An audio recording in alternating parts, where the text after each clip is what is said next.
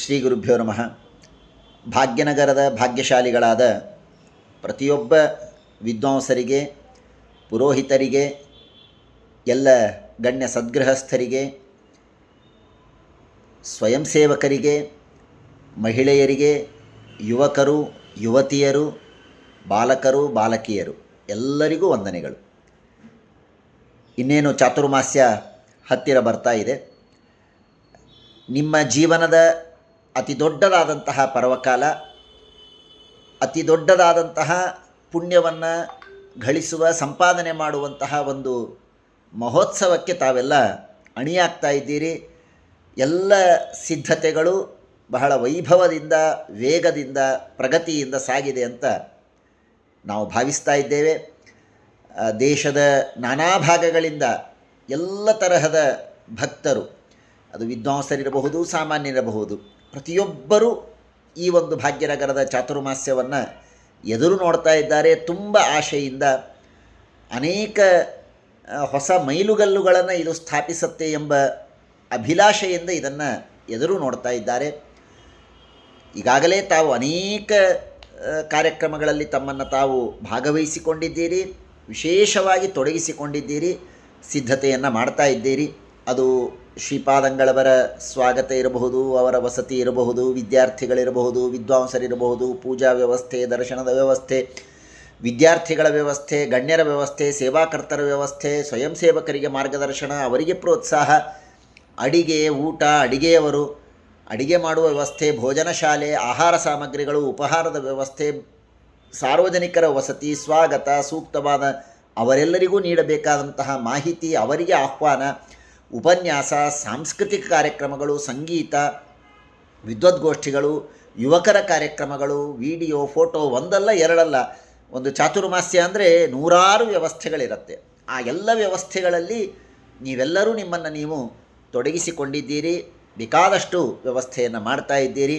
ಪ್ರಧಾನವಾಗಿ ಭಾಗ್ಯನಗರದ ಯಾವ ಮಾಧ್ವನೂ ಈ ಕಾರ್ಯಕ್ರಮಕ್ಕೆ ಬರದೇ ದೂರ ಉಳಿದ ಅಂತಾಗಬಾರದು. ಪ್ರತಿಯೊಬ್ಬರನ್ನು ತಾವು ಸಂಪರ್ಕಿಸಿದ್ದೀರಿ, ಸಂಪರ್ಕಿಸ್ತಾ ಇದ್ದೀರಿ ಅಂತ ನಾನು ಭಾವಿಸ್ತೇನೆ. ವಿಶೇಷವಾಗಿ ಇದು ಜೀವನದಲ್ಲಿ ಎಂದೋ ಒಮ್ಮೆ ಸಿಗುವಂತಹ ಸೌಭಾಗ್ಯ. ಭಾಗ್ಯನಗರಕ್ಕೆ ಶ್ರೀಪಾದಂಗಳವರು, ಮೂಲರಾಮದೇವರು ಅನೇಕ ಬಾರಿ ಬಂದಿರಬಹುದು. ಅನೇಕರಿಗೆ ಅನೇಕ ಬಾರಿ ಬೇರೆ ಬೇರೆ ಪ್ರಸಂಗಗಳಲ್ಲಿ ಶ್ರೀಪಾದಂಗಳವರ ದರ್ಶನ, ಮೂಲರಾಮದೇವರ ದರ್ಶನ ಆಗ್ತಾ ಇರಬಹುದು. ಆದರೂ ಈ ಒಂದು ಪರ್ವಕಾಲದಲ್ಲಿ ಮೂಲರಾಮದೇವರು ಭಾಗ್ಯನಗರದಲ್ಲಿ ಬಂದು ನೆಲೆಸ್ತಾರೆ. ಆ ಸಂದರ್ಭದಲ್ಲಿ ಸೇವೆ ಮಾಡೋದು ಅಂದರೆ ಅದು ಬಹಳ ದೊಡ್ಡದಾದಂತಹ ಪುಣ್ಯದ ಕಾರ್ಯ. ಮತ್ತೆ ಈ ಅವಕಾಶ ಸಿಗೋದಿಲ್ಲ, ಮೇಲಿಂದ ಮೇಲೆ ಈ ಅವಕಾಶ ಸಿಗೋದಿಲ್ಲ. ಈಗಂತೂ ಒಬ್ಬರಾದ ಮೇಲೆ ಒಂದು ಊರಿನವರು ಚಾತುರ್ಮಾಸ್ಯಕ್ಕೆ ಕರೀತಾ ಇರ್ತಾರೆ. ಅದೇ ಊರಿಗೆ ಮತ್ತೆ ಮತ್ತೆ ಬರ್ತಾರೆ ಅಂತನ್ನುವ ಆಶೆಯಂತೂ ಈಗಿನ ಕಾಲದಲ್ಲಿ ಇಲ್ಲವೇ ಇಲ್ಲ. ಹಾಗಾಗಿ ಭಾಗ್ಯನಗರಕ್ಕೆ ಎಷ್ಟೋ ವರ್ಷಗಳ ನಂತರ ಸಿಕ್ಕಂತಹ ಸೌಭಾಗ್ಯ. ನಿಜವಾಗಿಯೂ ಶ್ರೀಪಾದಂಗಳವರು ಆಶ್ರಮ ಆಗಿ 30 ವರ್ಷಗಳ ನಂತರ ಈ ಭಾಗ್ಯನಗರಕ್ಕೆ ಸಿಗ್ತಾ ಇದೆ ಅಂದರೆ ಆಶ್ಚರ್ಯ ಆಗ್ತಾ ಇದೆ. ಅಂಥದ್ದು ಇದೊಂದು ಅಪರೂಪದ ಸಂದರ್ಭ ತಮಗೆ ಒದಗಿ ಬಂದಿದೆ. ಮೂಲರಾಮದೇವರ ಸೇವೆಯನ್ನು ವಿಶೇಷವಾಗಿ ಇನ್ನಿಲ್ಲದ ರೀತಿಯಲ್ಲಿ ನಮ್ಮ ಸಮಗ್ರವನ್ನು ಅದಕ್ಕೆ ಸಮರ್ಪಣೆ ಮಾಡಿ, ಎಲ್ಲವನ್ನೂ ಸಮರ್ಪಣೆ ಮಾಡಿ, ಯಾವ ತರಹದ ಭಿನ್ನಾಭಿಪ್ರಾಯಗಳಿಲ್ಲದೆ, ವಿಚಾರ ಭೇದಗಳಿಲ್ಲದೇನೆ ಎಲ್ಲರೂ ಪೂರ್ಣವಾಗಿ ಇದರಲ್ಲಿ ತೊಡಗಿಸಿಕೊಂಡು ಸೇವೆಯನ್ನು ಮಾಡಬೇಕು ಅಂತನ್ನೋದು ನಾನು ವೈಯಕ್ತಿಕವಾಗಿ ಪ್ರಾರ್ಥನೆಯನ್ನು ಮಾಡಿಕೊಳ್ತಾ ಇದ್ದೇನೆ, ವಿಜ್ಞಾಪನೆಯನ್ನು ಮಾಡಿಕೊಳ್ತಾ ಇದ್ದೇನೆ. ವಿಶೇಷವಾಗಿ ಇದೆಲ್ಲದಕ್ಕೂ ಪ್ರತಿಯೊಬ್ಬರೂ ಭಾಗ್ಯನಗರದ ಮಾತ್ರ ಅಂತಲ್ಲ, ಎಲ್ಲರೂ ವಿಶೇಷವಾಗಿ ತನು ಮನ ಧನಗಳಿಂದ ವಿಶೇಷ ಸೇವೆಯನ್ನು ಮಾಡಬೇಕು. ಅಂದಾಗಲೇ ಇಂತಹ ಒಂದು ದೊಡ್ಡದಾದಂತಹ ಕಾರ್ಯಕ್ರಮ ವೈಭವದಿಂದ ಯಶಸ್ವಿಯಾಗಿ ನೆರವೇರುವುದಕ್ಕೆ ಸಾಧ್ಯ. ವಿಶೇಷವಾಗಿ ಅಲ್ಲಿರುವಂತಹ ಪ್ರತಿಯೊಬ್ಬ ವಿದ್ವಾಂಸರಿಗೂ ಹಾಗೂ ಪುರೋಹಿತರಿಗೂ ನಾನು ವಿಜ್ಞಾಪನೆ ಮಾಡಿಕೊಳ್ತಾ ಇದ್ದೇನೆ.